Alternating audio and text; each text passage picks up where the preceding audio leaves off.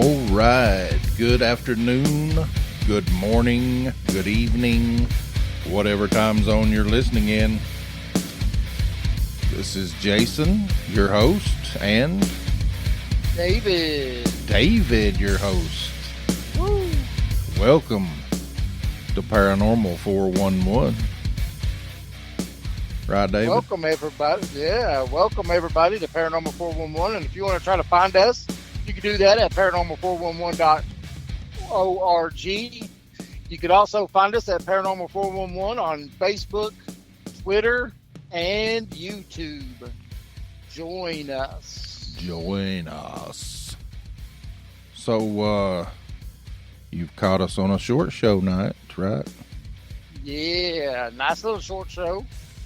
Tonight, we're going to be talking about something a little personal, right? Oh, yes. This is actually in our book, right, Jason? Oh, yeah. And if you like it, yeah, go ahead and tell them. I was like, what you're going to say? The same thing I was. So if you like it, definitely check out the book because it's full of all kinds of other stories like this. Oh, yeah. So tonight we're going to be talking about the house on Summer Street. It's in our book. But first, we got to take a little quick break to get some commercials in, right? Cha-ching, cha-ching. Cha-ching. I'm trying to make it to where I don't have to drive this truck anymore, dang it. No. Oh, yeah. Hey, we'll be right back right after this. Hey, this is Eddie from Legends and Lore Pizzeria, and I listen to Paranormal 401. Love y'all and keep it squatchy.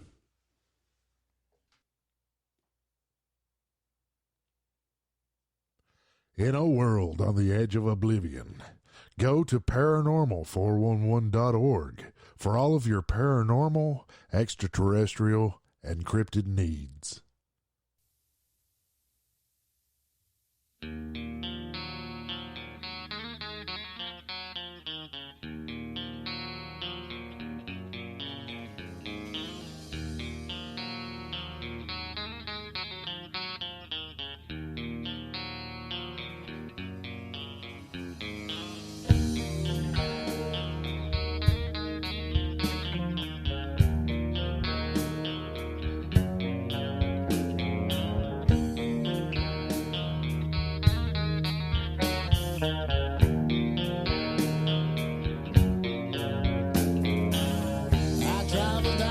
Long and winding road, it takes me further from my home. Where it leads me, I may never know. My only purpose is to roam, never knowing what the day may bring. Less traveled is the road I'm on. Maybe one day I will change my ways. Till then they call me Vagabond.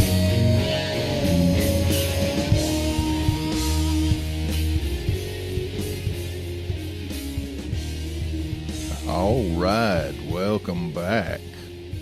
Welcome.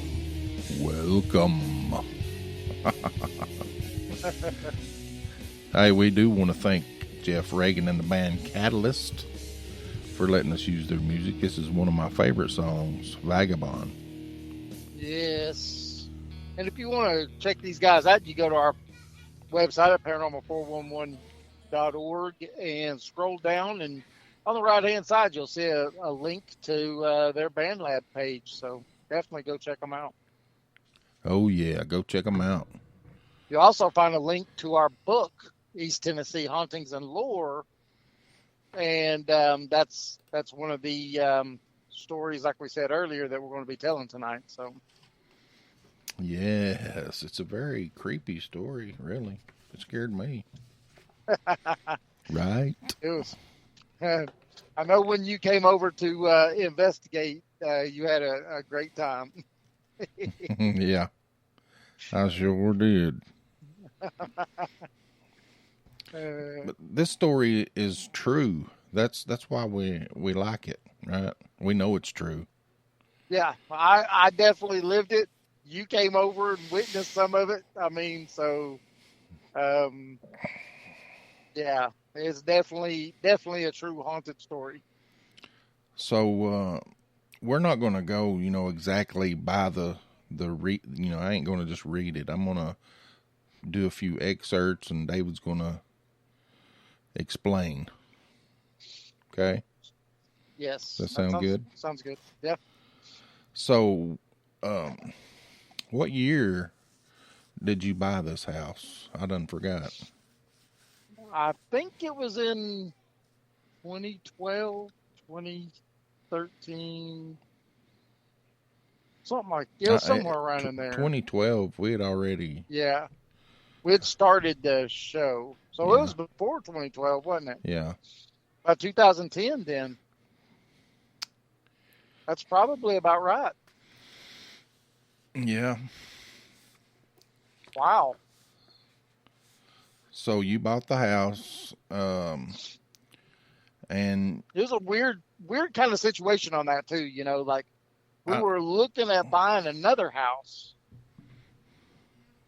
and I just happened to go down a road that was beside the house we were living in and saw that house for sale.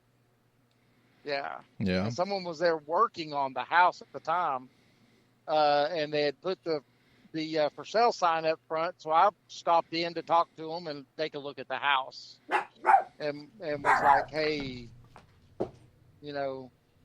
it's I want to try to buy this house. Yeah. I guess you heard my puppy. Yes. So you sort of like drawn to it. I was. It was definitely weird because the road it was on, I never really went down, Yeah. That is weird. Yeah. I just happened to just drive down that road that day, and the rest is history. The rest is history. So you bought it, you closed on it, and was able to move in, right? Yes. Yep. But you just, again, there was something about the place that just drew you to it. It was. It didn't feel evil to you, right? That's what you wrote. Nope. No, it didn't feel evil. It didn't feel menacing. It was just something that was like, just, it was inviting almost. I mean, you've even was there Oh, yeah. quite a bit. I mean, there was never a menacing kind of evil feel to the house. No. It was kind of, well, I didn't really feel like a lot of things you did, because it's not me. I can't do that. But I did get a feel for the instruments we was using, the tools we were using to detect this stuff. It was just crazy. Yes.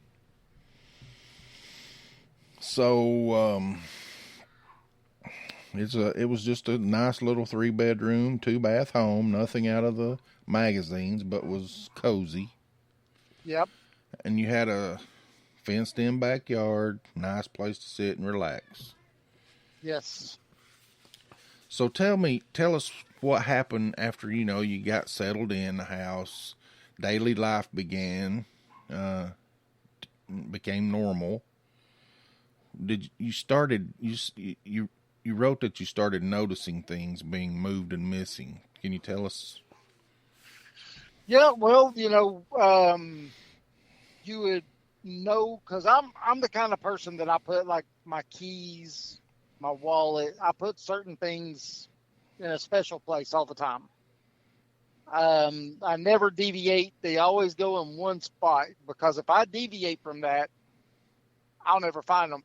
I'll walk around for 20 hours and never find them, So I've always I'm the kind of person that just puts the things that I need to find in the same spot all the time. And so what would happen is that you would have where, again, my keys would they'd disappear. Yeah. They wouldn't be there. and you'd walk around and walk around and walk around and walk around and walk around. You'd walk back to where they were supposed to be, bam, they'd be there. Yeah. You know, things like that would happen. And so, you know, that's when I was like, well, maybe we got us a little something going on here. Yeah. Yeah. So Then at first, at first you, I think you said you was like didn't really want to acknowledge it. You just wanted to let it go, yes. not Well, manifest anything that might happen. that's right. Well, you know, I'm a big believer that if you acknowledge it, you give this whatever entity it is, you're giving it more power to manifest itself and everything. So I didn't want to give it the power to manifest itself. So I was trying to ignore it as much as possible. Yeah. Even to the point that I would just outright dismiss things that I knew were not right, but I guess it got its power from somewhere else, because it definitely wasn't from me not manifesting, so. Yeah. So after you finally did, I guess I'm just interviewing you right now. Sounds pretty good, right? Yeah. I'm a good interviewer. Uh-oh. But, I just didn't want to read the story. I wanted you to tell it in Right. your own word. I mean, they could get the book and read it. Yes. Yeah. So what happened? I know you after about a year, you started talking to it and acknowledging it. What did you feel like, or what did you think then? Well, I was pretty sure the way I felt was that it was a kid and that it was a female spirit. That's what I felt. Yeah. Believe me, the proof will be shown, will be seen. Yeah. Yeah. There's a picture at the end of the story in there, Jason. Yeah. That was caught. And I got a little bit after this, I actually got to see her, but I'm sure you want to get to that here in a little bit. But she started manifesting herself, and what would happen is like on the weekends or something, I'd wake up before everybody, and I'd turn on the TV in the surround sound system and turn it really low and be watching TV or something before everybody else woke up, and she would turn the surround sound system up. Just whoop, it goes from being to like on 3 or 4 to maximum, and I would take the remote control and start going down, trying to turn it back down, and it would just go whoop, right back to max. And I would play that game for, 10, 15 minutes sometimes, and then finally I'd be like, okay, we got to stop doing this because we're going to wake everybody in the house up. And boom, it would just stop. Yeah. Yeah. I remember. I think I did see was I over there one time when it was going up and down? Wasn't you showing me? Yep. Yeah, she didn't mind to play with that thing. She thought that was funny, I think. Yeah. So, tell us about Easter, the events of Easter. So, now Easter was, it was just like any other day. Easter happened, and it was later on that afternoon, and put the kids to bed, and their bedroom was middle bedroom. And me and my wife at the time were sitting there talking, and my chair sat against the wall where I could look down the hallway, and I could see down the hallway and see the other 2 bedrooms and the kitchen area and all that. And so we were just talking, and all of a sudden out of the corner of my eye, I see someone walk out of the middle bedroom and stand in the hallway. Well, I turned and looked, And it was this little girl. She was probably, I don't know, maybe around 9 or 10 years old or something like that. And she was just wearing this really big, pretty Easter dress. And she was just looking at me, and then I looked at her for a couple seconds, and then I turned my head to start talking again. And then I was like, wait a second. I turned back, and it was gone, just gone. And I ran down the hallway, and of course, there's nothing there. And thought I was pretty excited because, she finally showed herself to me. And so yeah, it was good. Yeah. So Not long after that, I think I had you come over. yeah, it was after that night. Yeah. David, we used to work together, and he was telling me about it at work, and I ended up going over there. We was going to investigate, right? Yep. So I go over, and we started to get, our little EMF meters out and stuff, and to get a, just a baseline reading. So there wasn't any unusual readings when we first did it, right? None. Yeah, none. Through the whole house. Yeah, we walked the whole house, and it was like it was nothing. So we went through each room, and it took us probably about 30 minutes, and we just started to sit down and talk, Then we'd go back and try again. Well, while we were talking, I had the EMF detector, and I just had it on my lap, just laying there, and it just started going crazy suddenly. I mean, it was pegged out, and I picked it up and moved it off my, my knee, because it was on my lap right there at my knee, and it'd go away. Then when I'd bring it back, it'd just go crazy again. So the closer I got to, to my knee, it pegged it out as a solid beep at one time. Yeah. And Did. So we did that for about 5 minutes, I guess, and we started to do an EVP session because we felt like, something was crazy going on there. Something crazy. And It was. coming to find out, it was something crazy. But we wanted to see if we could, get another piece of evidence as to what was already happening. And so I asked the entity, or whatever it was, because it was close to my knee, I said, "Are you sitting on my lap?" So we do this for about 5 minutes.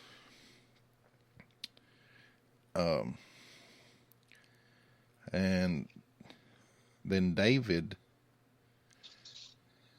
wait a minute.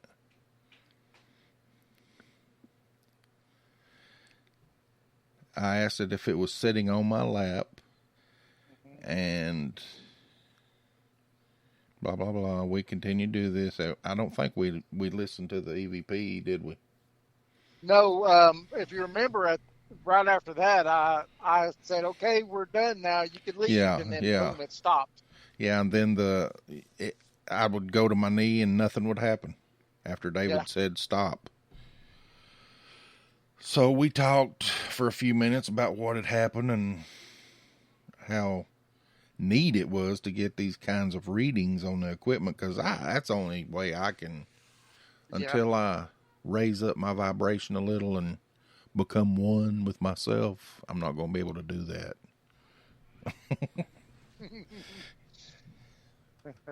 What do you You're think? working on that, though, aren't you? I am working on that.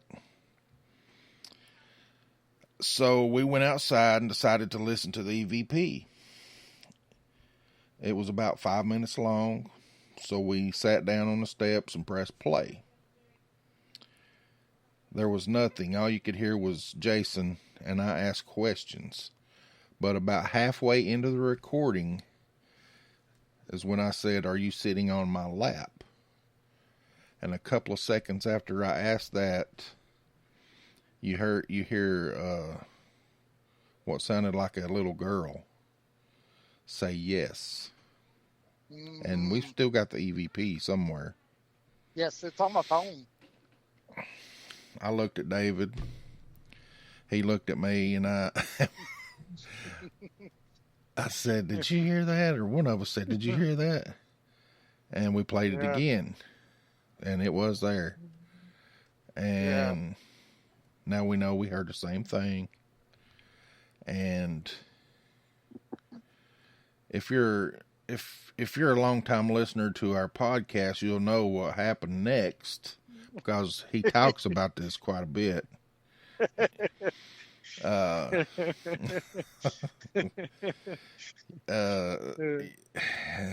don't know if it's good or bad on my part. Well, you know what? It was something different that you'd never had happened to you before. So I think it's normal. Yeah, I mean, I hadn't never really went looking for spirits. Right. And It's a pretty normal experience, I think. Yeah. You know? I mean, I believe in it, and I've always have, but I never had any type of experience with it until then. Right. And what happened next, David says, is great in this book. He says, what happened next was great.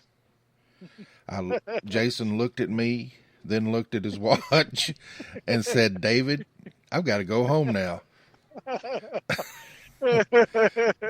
So, I proceeded to get in my car and leave. Took me about 2 weeks to get back over there. Yeah, but hey, we had another good session after that, too. We did. So we, after a while, 2 weeks, came back, was going to do another one. It was nighttime. Then we did the other one during the day, right? That one was during the day. If you remember, we had to go pick my son up from school because he got sick. Well, how did it get so completely dark in that room? Yeah. Crazy, right? Yeah. You couldn't see nothing. Yeah. You was at one side of the room, and I was at the other. So we start the same thing, trying to get, base readings, room to room, just looking for any, suspicious activity.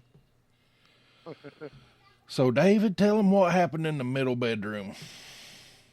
I'll tell you, the middle bedroom, I think, and I've got to find this EVP again, but I think that was the best EVP I've ever heard. Yeah, it was ever Class A. heard. Yeah. The little girl, yes, you could understand that it's a yes, but this, you would swear we had another guy in the room talking. Yeah. I mean, and what was, but anyway, so what happened? Let's not jump the gun, I guess, right, Jason? Yeah, go. So what happened was, Jason and I in there, we do a baseline reading, and again, it's nothing really out of the ordinary, really. So we decided to go ahead and do a DVP because, that's where I'd seen the little girl come out of and everything else. And I just felt like that middle bedroom was just something about that middle bedroom. Yeah. Also the EVP or the EMF detectors was kind of going off in there. Yeah. Yeah. They were, weren't they? Yeah. That's what made us start doing the EVP. The EVP session.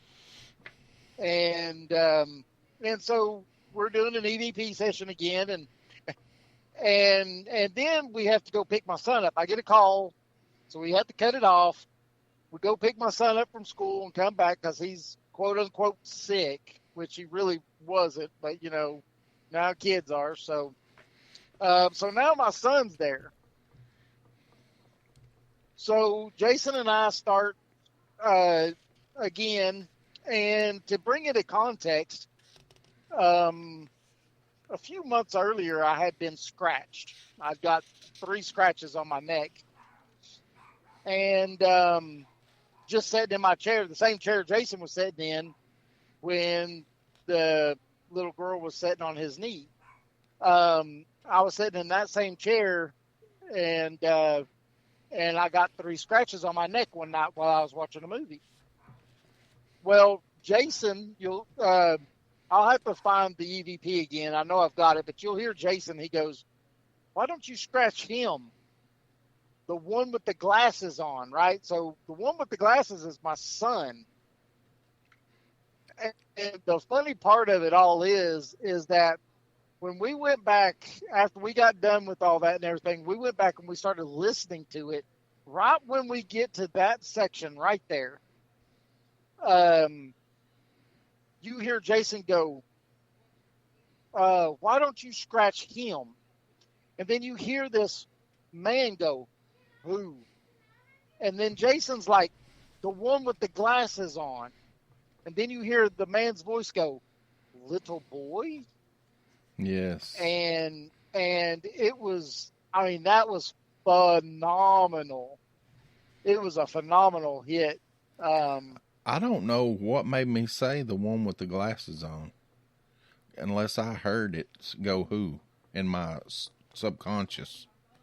Right. Well, if you listen to it, it sounded like you two were having a little bit of a conversation, you know? It's I was possessed. I got possessed. It was definitely an intelligent haunting. But the cool thing about it was that you was on one, and that room was what, maybe 10 by 10 or so, 12 by 12 room. I mean, Yeah, it was it a was pretty a pretty decent big sized room. room. You were on one side, I was completely on the other.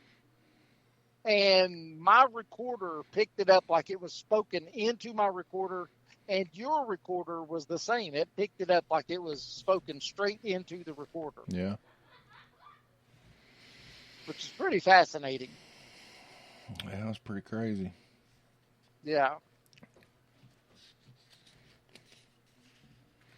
Sure is. Yeah. But that was definitely a Class A EVP, and it was really good. So, you want to, I guess we can stop right there because that's all of, well, there's another part to the story about a picture that was drew by, a little girl that was trying to get their, David, tell him, I'm this makes me cold chills. Heebie-jeebie. Yeah. Well, now, in the back of the book, or in the back after this, at the end of the story, I've also got a picture that was taken. Yeah. But they could get the book to get that part of the story. The picture's worth 1,000 words, though. The picture's worth 1,000 words. But what Jason's talking about is that we had a neighbor that their daughter kept seeing this spirit, and it kept telling her to hurt her sister all the time. And so I went over there to just check it out. So my wife was talking to, the little girl's mama, and I was in their bedroom, and because this is where it always happened, was in the bedroom. And so I found a piece of furniture that I think that it was attached to. Upon some questions, that piece of furniture was purchased used. And they had taken it out of the room before, and the stuff stopped. And so, when I found that it was this piece of furniture, kind of found out a little bit about it and everything, then I told it that Jason and I was going to come back and get rid of it because it didn't need to be bothering this little girl. That's exactly what I told it. And I talked to the little girl. She drew a picture. And I kind of wish I hadn't thrown the picture away, but I kept it with me for years in my pocket. Yeah, you should But I have finally, burned it before you. yeah. Well, It you was know, that picture, It was a creepy picture. yeah, it was almost like a story of a black-eyed kid. So it was almost like a black-eyed little girl, but she had rows of sharp teeth. Razor sharp teeth. Yeah, rows of them, like a shark. And so the thing is that after me and the wife went back to the house, I put that piece of paper on the microwave, and I went to go get dressed for work. And so I was getting dressed for work, and I was going to take that with me because I was going to show you the picture. Mm-hmm. And talk to you about it. And so after I got dressed, I went back into the kitchen, and the picture was not on the microwave anymore. It was gone. Me and the wife was the only ones at the house. And I asked her, what'd you do with the picture? And she's like, I ain't touching that picture. And so I started opening up cabinets, and literally I opened up cabinets above the microwave, and on the third shelf on top of the dishes, that picture was up there. Now, how it got there is your guess is as good as mine, because my wife swears that she wouldn't even touch that picture. Matter of fact, she told me to get rid of it then. Yeah. She didn't like it. So I went to work. Me and Jason talked about it because Jason was going to come down the next day, and we were going to seriously, delve into figuring out what this was and trying to get it out. And I mean, I was going as far as I was going to pull it over, that piece of furniture over to my house to see if it stopped her and it started trying to haunt my house, And so me and Jason decided, we was going to do that. Well, I get home that night from work. I go to bed. Now, this house had the fire alarms were wired into the house. They weren't battery operated. They were wired in. 3:00 in the morning. Everybody knows what time that is, right? The witching hour. That's right. 3:00 in the morning. Me and the wife get woke up because the alarm right outside of our bedroom is just going. I jump up, open up the door. As soon as I open up my bedroom door, it stops. As soon as I open that door, it stops. And so I walk around the house just to make sure, I mean, none of the other ones in the kitchen or anywhere else is going off, right? I'm making sure there's nothing. And so I knew what it was. It was that entity coming over to try to, shake me up or something. But that stuff doesn't bother me. And I told it that I did not invite it to my house, that it was not welcome to my house, and that it had to leave. And then it got mad. Yeah. And we never had another issue out of it coming over to our house. Now, as far as the little girl, Jason and I went to go over there.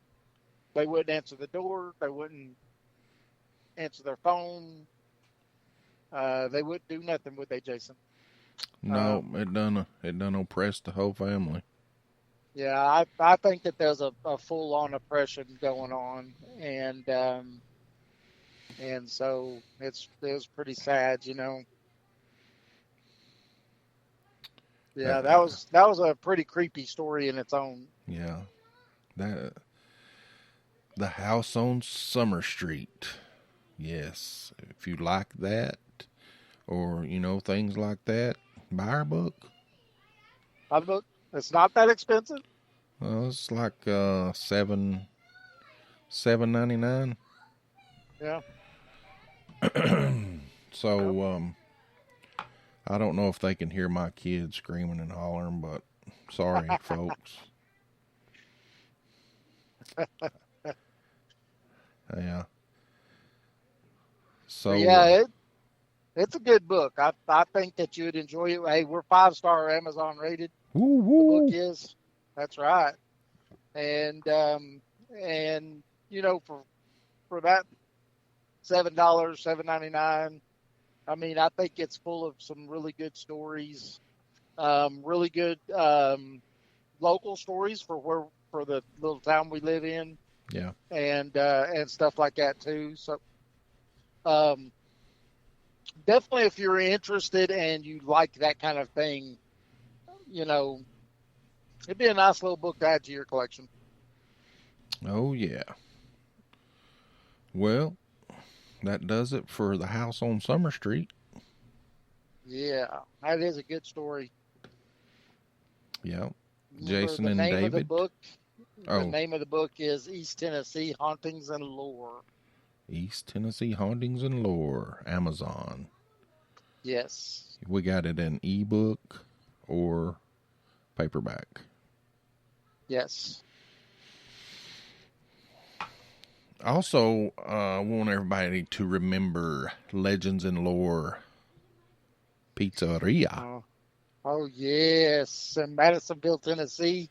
Yes. Our good friend Eddie owns it, and it's a great place. Great pizza, great atmosphere. And if you really love the paranormal, it's a paranormal themed pizzeria, and it's great. Eddie has a lot of stories too. He's ghost hunted and went hunt for Bigfoot and all kinds of stuff. So definitely, if you ever go, ask him to tell you some stories because he's got a lot of them. Yep. We love Eddie and his wife, Susan, right? Yes. Yeah, they're Good both awesome people. Voted Yes, they are. best pizza in Monroe County. Yes. Also, I don't know. Have you heard anything about the show? It is supposed the show that he was on, or that came and filmed there and everything, which you'll get to see me a little bit in there too. But it's supposed to be sometime pretty soon, and Eddie will have the link. And I told him as soon as he gets the link, he needs to send it to us so we can put it out on our Facebook and stuff for him because that's fantastic. Oh, yeah. All right. I guess we're going to end this little short show. You got anything else, David? Nope. Thanks everybody for listening. Thank you, guys, and we'll see you next time.